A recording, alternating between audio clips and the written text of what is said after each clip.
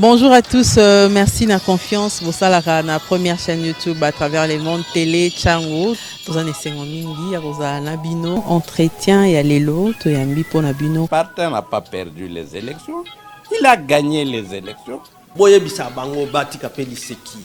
Congolais asi à la muki. La muka asala ka ba réflexion ya bien pour na mboka oyo. FCC na la muka ba ebani bien. Manque à confiance ils a déjà. Il n'y a aucune coalition entre FCC et Nalamuka. Le fait que nous gardions jalousement les preuves que nous avons, c'est parce que nous avons un grand respect pour nos frères. Union sacrée. Le blocage au niveau de la CNI a un nom. Il s'appelle Monsieur Félix Tshilombo. La coalition Lamuka condamne la répression, la barbarie policière contre ces militantes et militants. Tout porte à croire qu'aujourd'hui, M. Félix Tshilombo avait donné l'ordre à sa police politique d'aller réprimer sauvagement les militantes et les militants de la Mouka qui se sont rendus à l'aéroport d'Ndjili pour accueillir le président Martin Fayulu et commencer une marche de soutien à l'armée nationale congolaise, une marche de soutien à nos frères et sœurs qui souffrent à Bunagana, à Rutshuru, à Kiwanja, dans tous les territoires occupés. Ils ont même amené les réservistes de la police parce que tous les dispositifs policiers étaient déployés à l'aéroport d'Ndjili, le long du boulevard Lumumba, jusqu'à Sipalou pour réprimer. Il y a plusieurs dizaines de blessés. Il y a un blessé, un militant de la Mouka qui est entre la vie et la mort en ce moment dans un hôpital de Kinshasa. Plusieurs autres blessés, plusieurs arrestations arbitraires, plusieurs passages à tabac. Nous nous posons la question, quel est le crime que les militantes et militants de la Mouka ont commis? Parce qu'ils se sont rendus à l'aéroport accueillir le président Martin Fayulu, parce qu'ils ont voulu marcher. Ils ont marché plutôt contre l'agression du Congo par les Rwandais. Ils ont marché contre Paul Kagame. Donc Félix Tshisekedi est associé de ces rapports avec son frère Kagame, arrive jusqu'à empêcher les Congolais de manifester contre l'agression dont le Congo est victime. Nous déplorons cette attitude.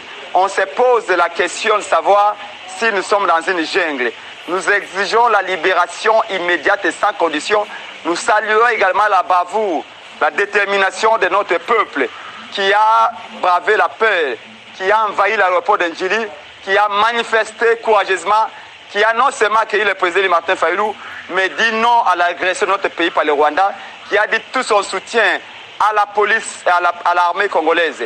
Nous condamnons fermement la répression policière et nous disons nous allons continuer la lutte au sein de la Mouka avec le président Martin Fayulu. Nous savons que Félix Tshisekedi a préparé cette répression non seulement pour protéger Paul Kagame et les intérêts rwandais au Congo, mais aussi pour fermer les bouches et faire peur à tout celui qui va contester les élections qu'il veut organiser dans un cadre frauduleux. Mais nous n'allons pas baisser les bras, nous allons continuer et appelons à la libération immédiate de tous les camarades. Nous allons exiger une enquête. Il faut qu'une enquête sérieuse soit faite sur tous les Congolais qui ont vu leur sang couler. Thank you.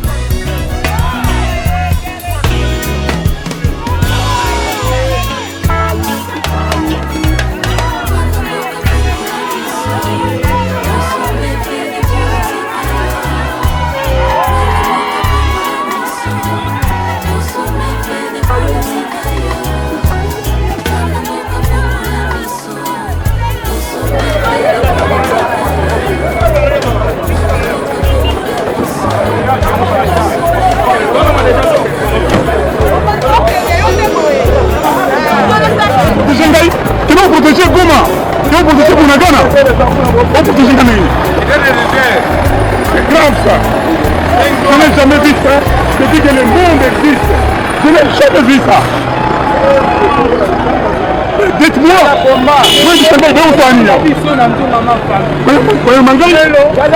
le protégé et les gens qui sont tués. Aussi Kivu au nord, Kivu en Ituri. Qu'est-ce que vous faites? Nous attaque.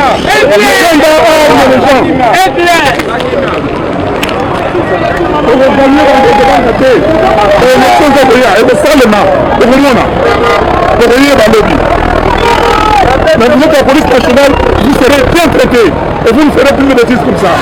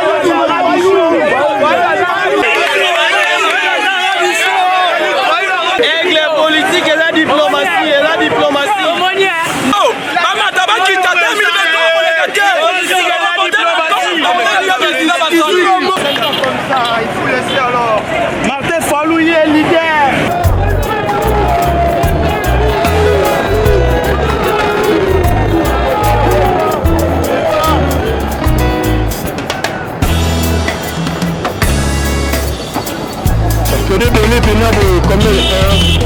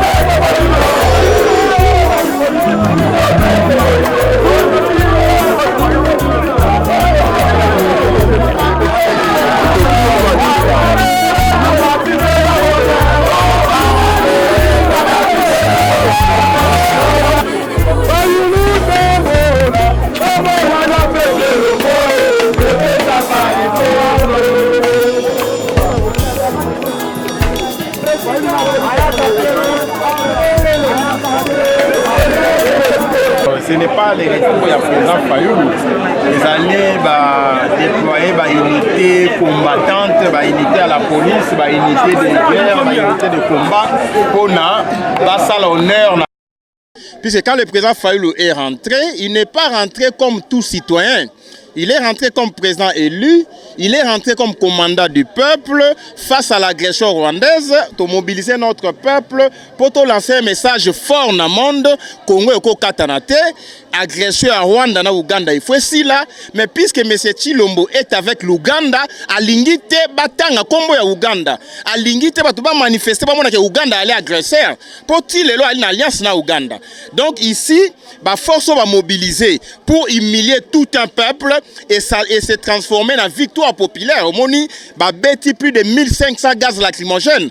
Alors que Nabunaga na Baoluka, ata gaz wane beta, ata masasi beta, mobiliser toute la police à Kinshasa. Bazui renfort et à la police à Kassangulu. C'est comme si M. Fayoulou, président élu, Aza chef rebelle, c'est comme si Ali Ben Laden, c'est comme si Ali terroriste, pour que manifester une telle violence. Mais nous leur avons dit, ce que vous avez fait, ce n'est que le début du commencement. Puisque M. Chilombo, il y a unité nationale, unité ce qui est autour de, je ne sais pas, ici, l'unité autour, il y a départ à M. Chilombo. Tout le monde, il faut s'unir pour que Chilombo parte. Parce que Bitumba Est, c'est pour ça maintenant Chilombo doit partir. Chilombo Laxi qui a allié M23. Tout marché contre M23, Chilombo a réprimé Bissot. Il protège les M23. Donc c'est le message qu'il a envoyé dans le monde entier. Et nous devons désormais considérer M. Chilombo comme M23. Et nous devons les considérer comme l'ennemi numéro 1 à Congo. Comment encore peut ça ordre Yemoko. Hier, j'étais avec Kassongo, le général. Tu es bien, mais comment botiki ba musicien, batu ba ibambongo ya l'état ba quitter l'aéroport bo yambi bango. Fayoulou a quitter l'aéroport. Et bien réponse il y a M. Kassongo. À lobby Fayoulou a allié imprévisible. Donc baba kobanga Fayulu ali imprévisible, Fayulu nengazawana, ceux qui batiki ba yambaye, on ne sait pas ce qui va arriver. Donc vous comprendrez que ici tension a tellement makasi parce que le président Fayulu tente aux Onganae, a joué une zéla ya poids lourd, a comme quelque part à côté de la bon marché, maintenant la bimité. Aujourd'hui que les peuples deviennent de plus en plus impatients, est-ce que a toujours un itinéraire, toi as joué itinéraire Mosusu, voilà pourquoi plus il n'arrive pas, plus la tension va monter. Donc ici, M. Chilombo doit comprendre que dictature est foutaka. Dictature est foutaka, soit Babenganio, soit au Pakati Mangu, soit. Donc ici, nous devons nous mobiliser comme un seul homme pour reporter, en fait, pour lancer une autre activité d'envergure. Au moment où président Fayulu on m'informe que Kalata Zoya a causé un mot. Donc, Julien Sebo Zalawana, il va parler. Bokoyo Kae. Mais Balobi Soulou que me Fayulu, on a un militaire à la police. À l'écart qui na TV5, à l'obi M. Chilombo, à ça des ressources humaines. Oh, Bafingi. Quand on dit que vous n'avez pas de ressources intellectuelles, est-ce que Bafingio? Les ressources intellectuelles. Il y a outrage contre le chef de l'État. Le lobby, mais c'est une ressources intellectuelles qui est outrage. Ressources intellectuelles, ça veut dire quoi? Tout votre entourage, tout votre gouvernement, tout votre personnel politique, il n'y a pas de ressources intellectuelles. On n'a pas parlé des capacités cognitives, capacités personnelles, mais les ressources intellectuelles supposent que c'est l'équipe, l'intelligence qui fait défaut. Au moins, il y a un problème en français. Tant que vous avez des classes, vous avez des hamburgers, vous avez des pizza, maintenant, la phrase à mouquer est compliquée. Il y a indignation, satisfaction parce que le peuple n'a pas à coller. Le peuple n'a pas à commis mire. Le peuple n'a pas après toutes ces années, il y a intimidation, il y a répression. Le peuple n'a pas à obtenir.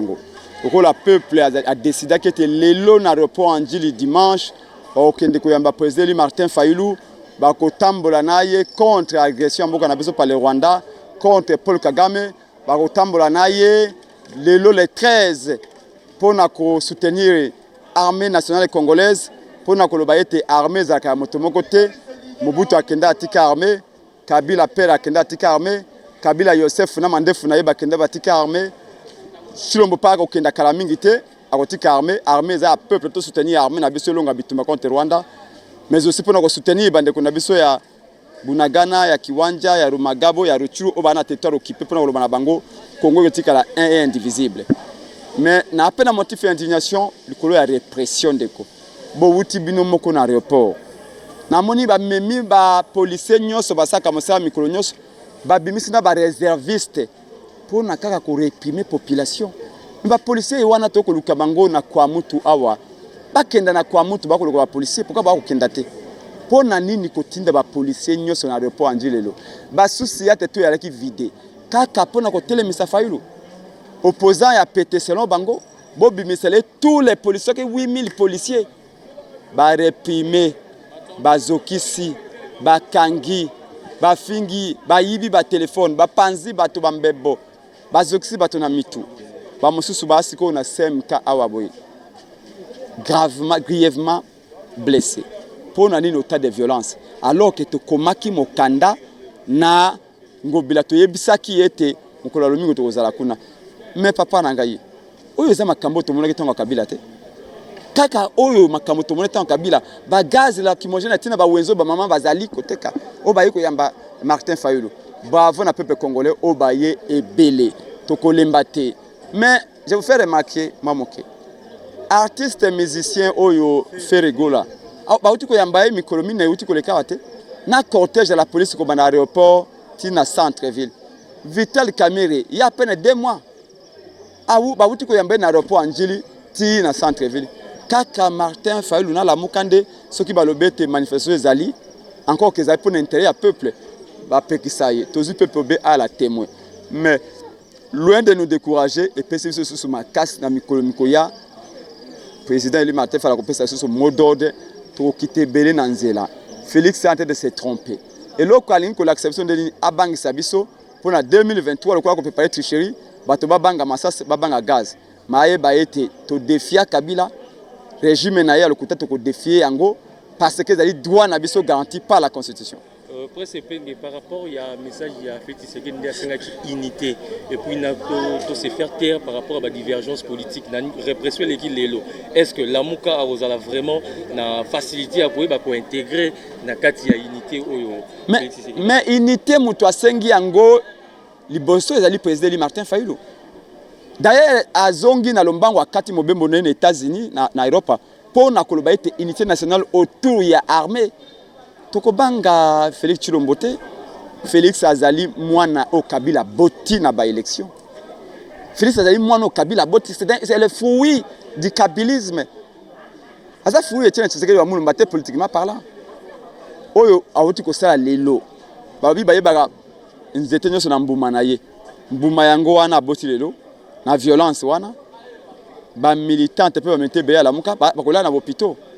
Est-ce que moi na Etienne Tshisekedi wa mulumba oyo abundi soit déjà 37 ans de lutte pour la démocratie ayiko tirer batu ba gaz na nzoto ndenge wana alors qu'atiki fait gola azonga encadrer atiki camere azonga ba encadrer yemoko Félix Tshilombo akitaki na aéroport ba cadrer kaka Fayulu nde donc Fayulu azana ba droit oyo ezali mususu Félix Tshilombo camere bana ba droit mususu camere auti même en état de siège na Bukavu ko sala ba meeting.